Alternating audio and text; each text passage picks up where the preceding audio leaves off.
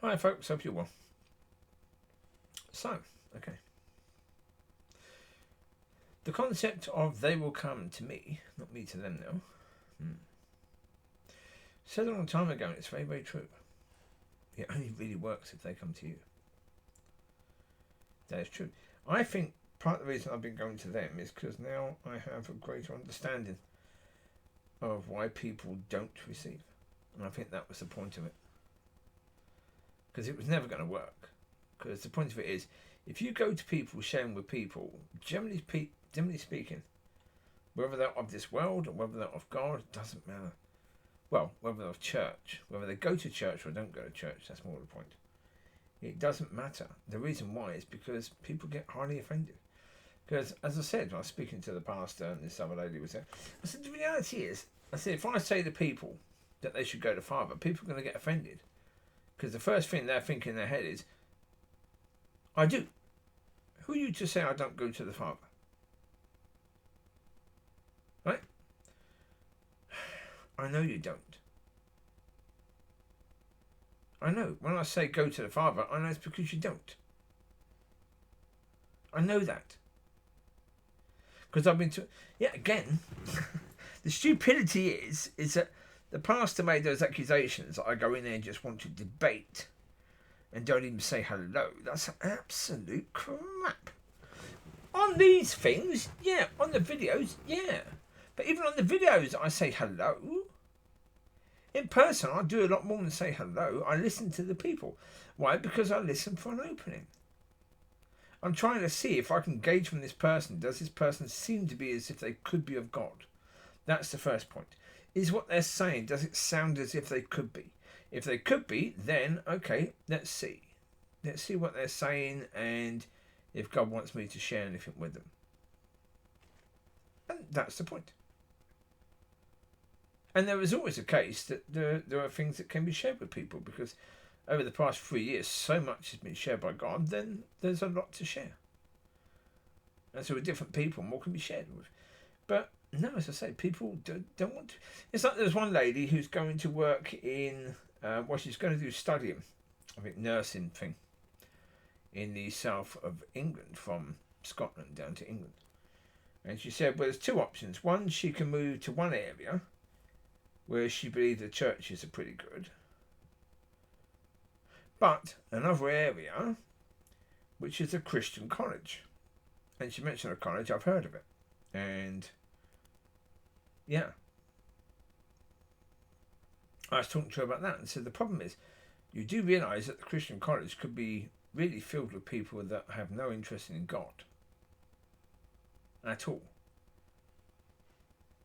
The churches could also be filled with people that have no interest in God. I said, so I wouldn't think about it from either way. I would just go according to how you feel God is guiding you, because if you choose because you think, okay, you're going to a Christian college, therefore you'll have more support in that. But what if God doesn't want you to have support? What if God wants you to lean more on Him during that? Well, you're choosing some way to get greater support, in which case you won't be leaning more on God, you'll be leaning more on people, and that wasn't God's choice, that was yours. Well, of course, she got highly offended. We've barely spoken since. Barely. And that's the way you test. Simple, that's the way you test. Because you're taking what they say and saying, okay, so what would God say about it? You're looking at it from that point of view. How would God look at it?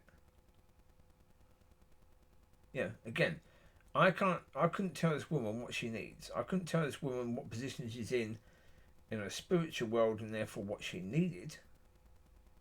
Couldn't do that. What I could say is that God can see that and God knows exactly what you need based upon that. So, yeah. And was she prepared to receive that? No. There's another lady who had anxiety, and I was talking to her about learning how to stand. Yeah. Has she ever tried it? Nope. No. No. But again, it's because people think, who are you to talk to me about this? Well, yeah, okay. If that's the first thing you want to think and you want to go with that, then it means you won't receive. So therefore, as I say, the only way that people will receive is if they come to me. And guess what needs to happen first? Come on, folks, what needs to happen first for them to come to me? Their life needs to turn to shit, basically. God needs to turn their life into something where they realise that there's a problem. And they need help to deal with that. And they need to go to God to a point where they can actually listen to Him and be led to me if they're supposed to come to me to receive. Yeah. Do I think that most of the people in that church or anyone is going to do that? No. No. And to be honest, the reality is that there are people in that church. Mrs. B, she has the name of my channel, or she had the name of my channel. It has changed, therefore she may not find it now, but other people in her church probably would. The Christmas Eve bloke, he was given the name of my channel. Other people have been given the name of my channel. So therefore, no reason whatsoever why they can't hear the videos talking about the issues, talking about what they need to do. So therefore, if they come to my channel, they will hear. So therefore, they will be told. But the reality is, sorry, it's not my job. The job of the pastor. Because, yeah, the pastor knows. I've already told him. That what Mrs. B did, she wanted me to be banned from coming to church services, which she would be at. Therefore, she'll be. If I go to heaven, she gets banned from it. She won't be allowed to come. And until she goes to God to deal with that, that's an issue that needs to be dealt with. If it isn't dealt with, then she won't go to heaven. Which means she has to go to hell. There's only two choices. You go to one or the other. Christmas Eve bloke pointing out sin, which means that his sin is now uncovered. He needs to cover it up. The pastor knows this. So the pastor has to teach him. What the pastor doesn't know is that because the pastor agreed with Mrs. B and did that, the pastor himself also will therefore be banned. But I say, he doesn't see that I've been banned from church. So therefore, unless things happen in his life that means that he has to come to me, he's never going to accept that, is he? Never. Well, there you go. Again, none of that is my responsibility. None at all. So I'm just going to sit back and leave it to God now. Let God deal with it in the way that He wants to. I don't think there's anything more that I can learn from that. I really, really don't. So therefore, yeah. So now I take a step back. I wouldn't change a thing. Because I've learned so much. Going to the River Church, I've learned so much. Going to the other church, I've learned so much. But you see, what I've also learned with both of them, with the bloke today, the pastor of the Community Church of God, and with Jeff Oakes, the pastor of the River Church, when you talk to them about what's going on, they will happily bend the truth in order to be right. So therefore, they will happily accept lies in order to paint you in a bad picture. Therefore, they can reject you. Because that's the point. If the one today, if he can actually accept in his mind that all I come to do is debate, I don't even say hello, boom, that can't be of God, can it? It can't be. There's no way, shape or form that can be of God. Right? It's a way of rejecting. Because if you don't reject, you're going to accept. If you accept, oh my God, you're going to do something about it. Right? Same as Jeff Oakes, same thing. If he accepts that what I'm saying is right, then he has to do something about it, and that's far more difficult than rejecting what I'm saying. In the short term, not in the long term. No, because in the long term, it determines your destination. And that's you determining that, not me. I've done all that I can do. I cannot do any more.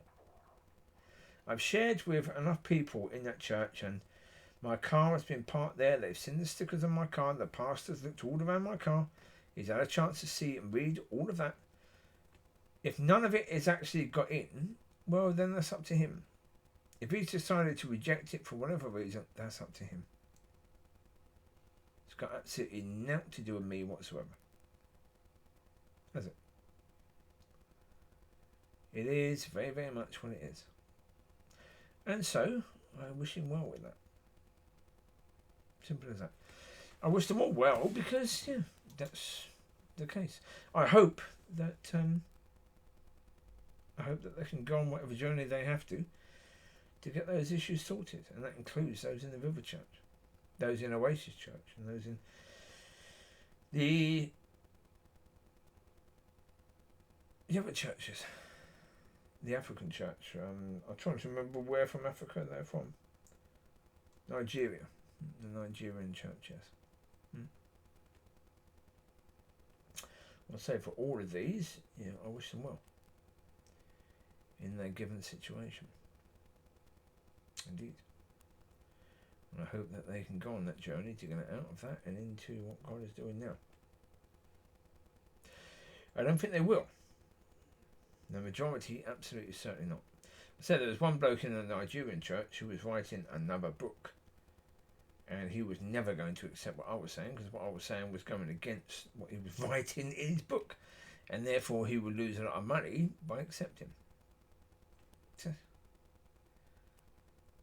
people reject for very, very different reasons. But yeah, I've done a lot of videos speaking about why they do. Or not necessarily why they reject, but why they can't receive. In their own understanding, in their own ways. So there you go. It is what it is. So if people come to me, you know that they've been on quite a journey to do so. And that's good, because it means they're ready. And being ready is so blinking important. It makes such a difference as to whether you can help people to receive. Same as praying for healing. If they're ready, they can receive. So there you go. You take care.